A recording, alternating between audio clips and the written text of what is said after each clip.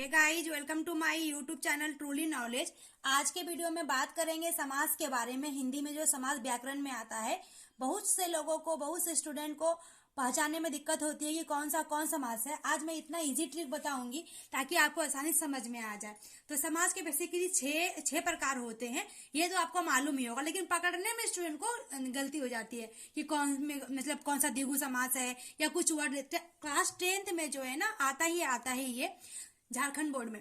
तो चलिए आज इस वीडियो को लेट ना करते हुए स्टार्ट करते हैं। तो समास के होते हैं 6 प्रकार, लेकिन हम लोग अगर लाइन से पढ़ना स्टार्ट करेंगे जैसे अव्यय भाव या तत्पुरुष, तो उतना हम लोग को समझ में नहीं आएगा ट्रिक। हम लोग कहीं से भी स्टार्ट करते हैं पढ़ना। मान लीजिए स्टार्ट करते हैं, क्योंकि हम लोग ट्रिक जो पढ़ेंगे ना, एक दूसरे में क्या डिफरेंसेस है वैसे पढ़ेंगे। तो सबसे पहला ले लेते हैं द्विगु। ठीक है, पहले हम 6 प्रकार के जो समास होते हैं उसके नाम में लिख दो। ठीक है, पहले होता है द्विगु पढ़ेंगे, फिर उसके बारे में जानेंगे बहुब्री के बारे में। द्विगु और बहुब्री में क्या डिफरेंस होता है, बच्चे यहाँ पे कंफ्यूज कर जाते हैं, इसीलिए ये दोनों को साथ में बताना पड़ेगा। ठीक है, द्विगु हो गया, बहुब्री हो गया। ठीक है, इतना सा में ही आपका हो जाएगा, ज्यादा आपको दिमाग लगाने की जरूरत नहीं पड़ेगी। चलिए आगे पढ़ेंगे हम लोग द्वंद्व के बारे में, द्वंद्व समास। ठीक है, उसके बाद जानेंगे हम लोग कर्मधारय के बारे में, कर्मधारय समास। और उसके बाद जानेंगे हम लोग 4 हो गए, एक होता है अव्यय भाव और एक होता है तत्पुरुष। अव्यय भाव हो गया और एक होता है तत्पुरुष समास। ठीक है, हम लोग ये 6 में डिफरेंस जानेंगे। ठीक है, ज्यादा डिफरेंस नहीं है, थोड़ा सा अगर हम लोग सेंस लगाएंगे ना तो एकदम इजी हो जाएगा समास। ठीक है ना, तो चलिए स्टार्ट करते हैं। जैसे द्विगु समास किसे कहते हैं, जैसे कि कोई भी संख्या रहेगा, अगर कोई भी संख्या रहेगा, कोई भी, जैसे कि हम लोग 9, 10, 8, 7 ये सब जो रहता है, ये सब कोई संख्या अगर रहेगा तो आपको वो समझेंगे द्विगु। फॉर एग्जाम्पल के तौर पे अगर हम लोग जानेंगे तो एग्जाम्पल जैसे संख्या में क्या होता है, जैसे 1, 2, 3, 4 कुछ भी आएगा, जैसे हो जाएगा त्रिकोण, है ना। त्रि मतलब कई कोण हो गया, 3 कोण। इसमें क्या आ गया, संख्या। त्रि मतलब 3 हो गया, तो क्या हो गया, ये संख्या हो गया। कोई भी नंबर हो गया, नंबर आ गया तो क्या हो जाएगा, वो द्विगु समास हो जाएगा। ठीक है, जैसे त्रिकोण हो गया, या फिर और एग्जाम्पल ले ले तो चौराहा हो गया। ठीक है, चौराहा हो गया, ये हो गया द्विगु समास। ठीक है, आगे जानते हैं, ये तो सिर्फ संख्या देखेंगे और हम लोग आंख बंद करके डाल देंगे, ये द्विगु समास है। लेकिन आगे आते हैं बहुब्री के बारे में।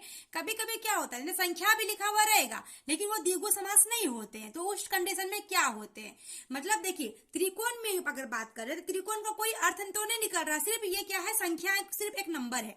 लेकिन बहुब्री समास में संख्या रहेगा या नहीं रहेगा उससे मतलब नहीं है, संख्या रहेगा फिर भी और संख्या नहीं रहेगा फिर भी। लेकिन अगर किसी वर्ड का, किसी भी शब्द का अलग उसका मीनिंग निकल रहा, उसका कोई भी मीनिंग निकलता हो, कोई भी उसका मीनिंग निकलता हो, तो उसको हम लोग क्या समझेंगे, बहुब्री। कोई अर्थ निकलता हो, उसी वर्ड का कुछ दूसरा अर्थ निकलता हो, चाहे वो संख्या रहे या संख्या नहीं भी रहे, उससे पे कोई डिपेंड नहीं, संख्या रहेगा भी और वो क्या होगा, उसका मीनिंग निकल जाएगा तो वो द्विगु नहीं होगा फिर, तो अब क्या हो जाएगा, बहुब्री। और संख्या नहीं भी रहेगा और किसी का अर्थ निकल जाएगा किसी वर्ड का, तो वो भी हो जाएगा बहुब्री। फॉर एग्जाम्पल के तौर पे अगर हम लोग बात करें तो बहुत सारे लोग गलती करते हैं इसमें। चतुर्भुज, अभी क्या लगेगा, 4 भुजाओं वाले, है ना, चतुर्भुज। तो 4 भुजाओं वाला तो ये तो संख्या हो गया अभी, लेकिन सब बहुत बच्चे क्या करेंगे, द्विगु बोल देंगे। तो 4 भुजाओं वाले है चतुर्भुज, ये तो मालूम है, लेकिन 4 भुजाओं वाले वो कौन होता है, किसी न किसी का अगर अर्थ निकलता हो तो 4 भुजा वाले जो होते हैं वो ब्रह्मा होते हैं। क्या होते हैं,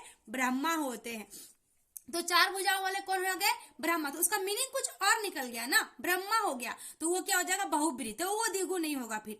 इसमें थोड़ा सा आपको थोड़ा सा प्रैक्टिस की जरूरत है, ज्यादा प्रैक्टिस कर लेंगे ना तो फिर आपको कोई भी दिक्कत नहीं होगी। लेकिन यहाँ पे अभी आप ये लगा सकते हैं सेंस की ये नहीं है।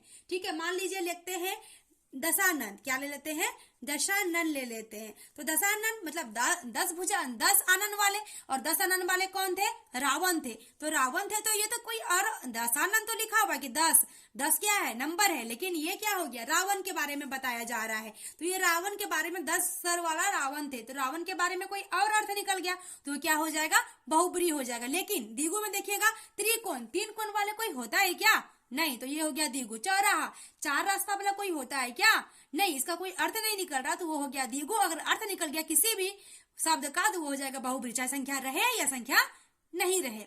चलिए आगे आते हैं द्वंद्व के बारे में। तो द्वंद्व तो और इजी है पकड़ने के लिए। अगर किसी भी वर्ड में और लगा हुआ रहेगा, शब्द में और लिखा हुआ रहेगा, या लिखा हुआ रहेगा, या फिर अथवा लिखा हुआ रहेगा, या फिर उल्टा शब्द रहेगा, जैसे कि उल्टा शब्द होता है ना, सुख दुख ये सब, तो उल्टा शब्द रहेगा, तो उल्टा शब्द रहेगा समझेंगे क्या, द्वंद्व समास है। जैसे एग्जाम्पल के तौर पे क्या हो जाएगा, मान लीजिए माता पिता है ना, माता का उल्टा क्या हो गया, पिता हो गया। और लिखा हुआ है या नहीं लिखा हुआ उससे मतलब नहीं है, माता का उल्टा क्या होता है, पिता। यहाँ पे और लिखा हुआ रहेगा फिर भी द्वंद्व, और लिखा हुआ नहीं भी फिर भी द्वंद्व, क्योंकि ये उल्टा शब्द हो गया ना। सुख दुख क्या हो जाएगा, सुख दुख, सुख दुख क्या हो गया, अभी ये भी द्वंद्व हो गया, एक दूसरे के अपोजिट है ना। तो ये हो गया या वाला, या और भी लिखा माता और पिता है ना, एक और दो, अगर और लिख दिया है तो और अच्छी बात है पकड़ने तो और इजी हो जाएगा।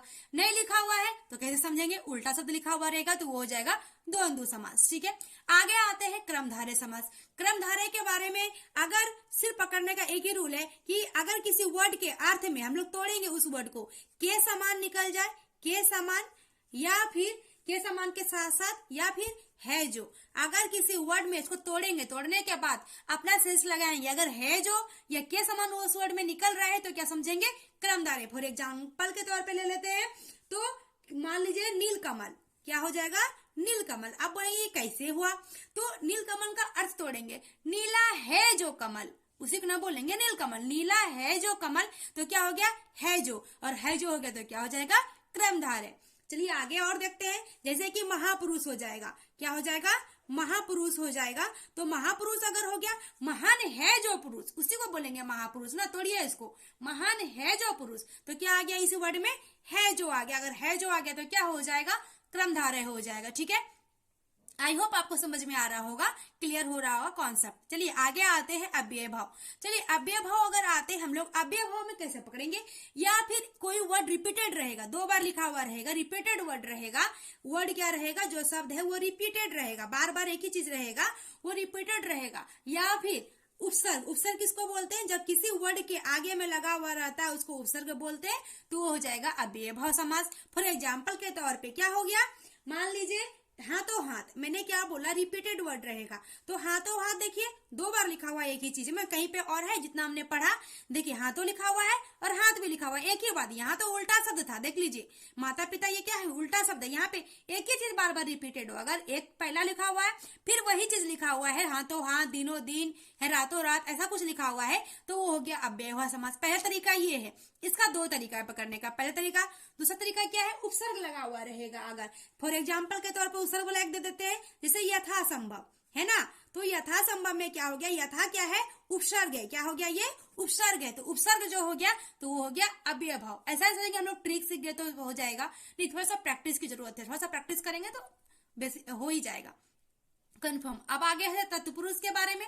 तत्पुरुष में क्या होता है, कारक चिन्ह, कुछ ना कुछ कहीं ना कहीं डिफरेंस है तभी तो पकड़ेंगे हम लोग, तो कारक चिन्ह रहेगा। कारक चिन्ह कितने प्रकार के होते हैं, 8 प्रकार के, कर्ताने, क्रम को, क्रम से, संप्रदान के लिए। तो ये सब वर्ड अगर किसी वर्ड को तोड़ेंगे और ये सब वर्ड निकलेगा अर्थ में, जैसे इसमें है जो के समान आया था, इसी प्रकार के वर्ड को तोड़ने के बाद अगर कारक चिन्ह आएगा तो उसको बोलेंगे तत्पुरुष पर समास। तो ये हो गया पहला।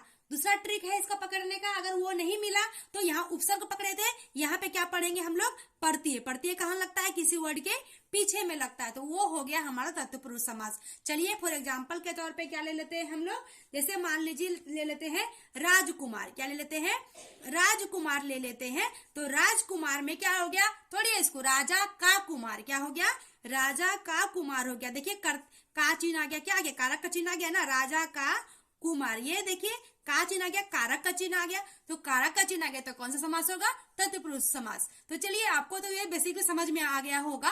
चलिए थोड़ा सा प्रैक्टिस करते हैं, थोड़ा सा और आप अपने से खुद से भी कीजिएगा, मैं थोड़ा सा प्रैक्टिस करके आपको बता देती हूँ। चलिए प्रैक्टिस करते हैं। मान लीजिए थोड़ा सा एग्जाम्पल ले लेते हैं, तो एग्जाम्पल के तौर पे कुछ भी ले लेते हैं।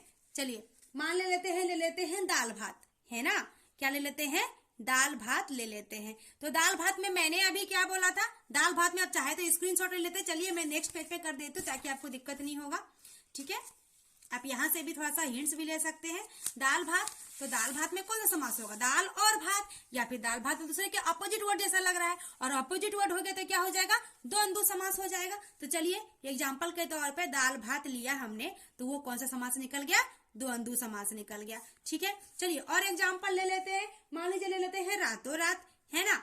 जैसे रातों रात, अब देखिए एक ही वर्ड रिपीट हो रहा है, एक ही वर्ड रिपीट हो रहा है, और रिपीटेड वर्ड क्या होता है, देख लीजिए रिपीटेड क्या होता है, अव्ययभाव समास होता है। तो क्या हो जाएगा, ये अव्ययभाव समास हो जाएगा, है ना, अव्ययभाव समास हो जाएगा। चलिए आगे जानते हैं। मान लीजिए आंखों देखी, मान लीजिए ऐसा है आंखों देखी, तो आंखों देखी में कौन सा समास है, तो इसको तोड़ेंगे पहले। आंखों देखी, आंखों से देखी, इसको तोड़ने के बाद क्या निकलेगा, बोलिए आंखों से देखी। अपना कॉमन सेंस से ही तोड़ेंगे, आंखों से देखी। तो देखिए ये कारक चिन्ह आ गया, लग रहा है ना कारक चिन्ह, और कारक चिन्ह आ गया। देखिए कारक चिन्ह मैंने क्या बोला है, तत्पुरुष समास बोला है। तो क्या हो जाएगा, ये तत्पुरुष समास हो जाएगा, तत्पुरुष समास हो जाएगा।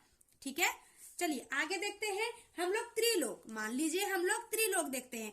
आप समझिएगा ये द्विगु है कि बहुब्री है। त्रिलोक, लोग नहीं, त्रिलोक। चलिए त्रिलोक में कौन समास है, त्रिलोक। त्रि के समान कोई लोक होता है क्या, कुछ है क्या, नहीं है। अगर नहीं है तो क्या हो जाएगा ये, अगर तब वो द्विगु हो जाएगा। अगर अर्थ निकलेगा तो क्या हो जाता, बहुब्री हो जाता। तो इसमें अर्थ नहीं निकल रहा है त्रिलोक में, तो ये क्या हो जाएगा, सिर्फ संख्या लग रहा है, ये क्या हो जाएगा, द्विगु हो जाएगा। चलिए और एग्जाम्पल थोड़ा ले लेते हैं। प्राण प्रिय, चलिए प्राण प्रिय, प्राण प्रिय में कौन सा समास है, तो इसको तोड़िए। अब क्या ऐसे तोड़ेंगे हम लोग, प्राणों के समान, है ना। कैसे तोड़ेंगे, प्राणों के समान, अपना कॉमन सेंस से ही तोड़ेंगे। प्राणों के समान, देखिए क्या वर्ड में आ गया, के समान। के समान और है जो रहता है, के समान और है जो रहता है क्या होता है, क्रमधार है। तो ये ऑब्वियस है, क्या हो जाएगा, ये प्राण प्रिय क्रमधार समास हो जाएगा, है ना। चलिए आगे जानते हैं हम लोग। त्रिवेणी, आप बताइएगा ये द्विगु है कि बहुब्री है ना। त्रिवेणी, त्रिवेणी। चलिए आगे, चलिए इसको तोड़ते हैं पहले। तीन नदियों का संगम, उसे को ना बोलते हैं त्रिवेणी, तीन नदियों का संगम। तीन नदियों का संगम कहीं है, सोचिए जरा सा। मैं तो बता ही दूंगी ना, आप तब तक सोचिए। तीन नदियों का संगम है क्या, हाँ है। तीन नदी, अगर पता नहीं रहेगा तब लोग द्विगुम लगा दीजिएगा, लेकिन प्रैक्टिस तो करना ही पड़ेगा। तीन नदियों का संगम है क्या, हाँ है। क्या बोलते हैं उसको, प्रयागराज बोलते हैं। तो प्रयागराज, वहां पे तीन नदियों का संगम है। तो अगर ये पता चल रहा है, हमारा अर्थ कुछ और निकल रहा है, तो क्या हो जाएगा, द्विगु ना होके क्या हो जाएगा, ये बहुब्री हो जाएगा। तो क्या हो गया, ये बहुब्री समास हो गया, है ना, बहुब्री समास हो गया। चलिए आगे जानते हैं हम लोग। मान लीजिए और एक दो एग्जाम्पल लेते ताकि आपको दिक्कत ना हो। घुड़सवार, क्या लेते हैं, घुड़सवार। चलिए इसको तोड़िए। घोड़े के ऊपर सवार, उसे को ना बोलेंगे, तोड़ेंगे पहले, तोड़िए। घोड़े के ऊपर सवार, घोड़े के ऊपर, देखिए के आ गया, कारक चिन्ह आ गया, और कारक चिन्ह आ गया तो अभी मैंने बोला कारक चिन्ह बोला क्या रहता है, तत्पुरुष समास होता है। तो ये क्या हो जाएगा, तत्पुरुष समास हो जाएगा, तत्पुरुष समास। चलिए एक एग्जाम्पल और ले लेते हैं। मान लीजिए ले लेते हैं नवरात्रि। आप बताइए इसको, नवरात्रि, नौ क्या आ गया, नवरात्रि मतलब 9 डेज, मतलब ये संख्या आ गया। नव, नव मतलब क्या हो गया, 9, नौ क्या है, ये संख्या हो गया। और नवरात्रि का कोई अर्थ निकलता है क्या, नहीं निकलता है। तो क्या हो जाएगा, ये द्विगु हो जाएगा। अगर अर्थ निकलता है तो क्या हो जाता है, ये बहुब्री हो जाता। आई होप आपको समझ में आया होगा मेरा ये ट्रिक। अगर हमारी ये वीडियो अच्छी लगी हो, लाइक, सब्सक्राइब और शेयर जरूर करें। Thank you.